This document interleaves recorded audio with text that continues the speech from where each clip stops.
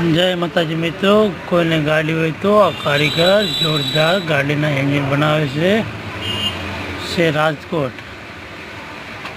રાજકોટના કારીગર છે.